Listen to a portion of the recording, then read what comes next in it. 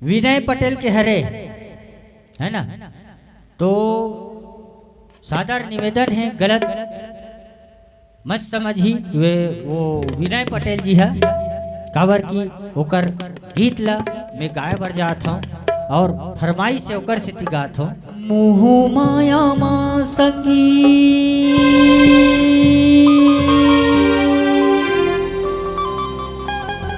तैहा झन भुलाना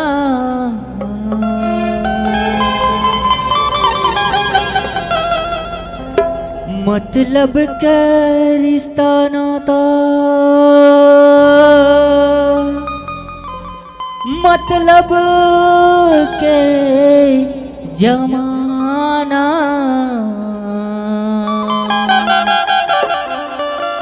सुख माँ सब पास आही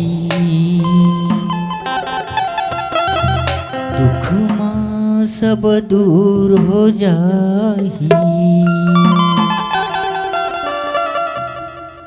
कलियुग के जमाना जी सुने दीदी भाई हो।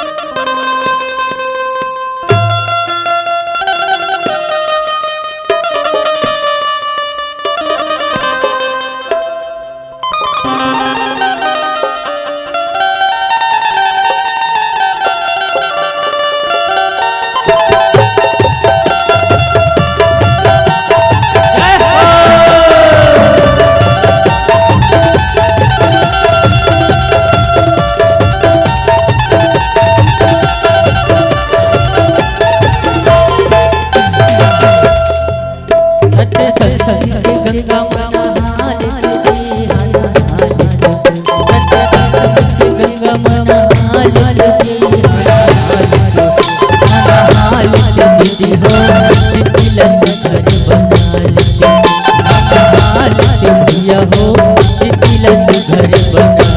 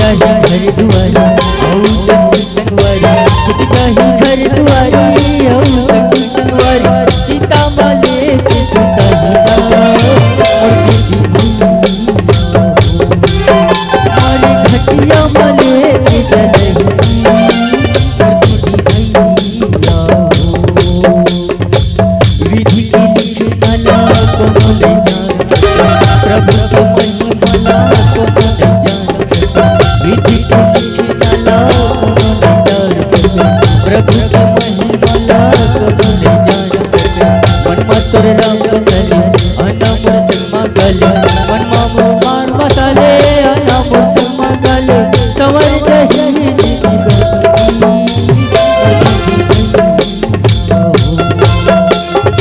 सवर जही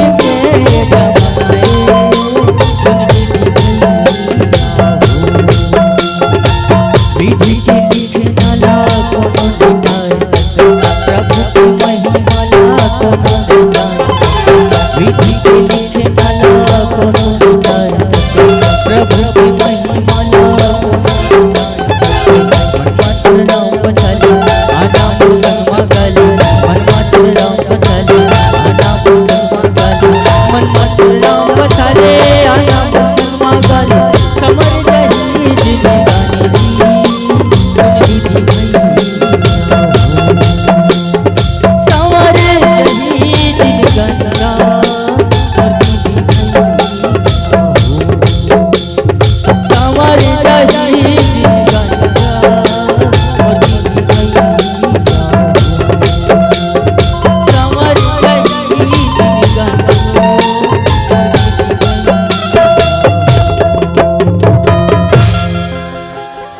समर जही जिनी घनी जी मोर दीदी भैया हो। प्रेम से बोलो लखन श्री रामचंद्र की जय हो।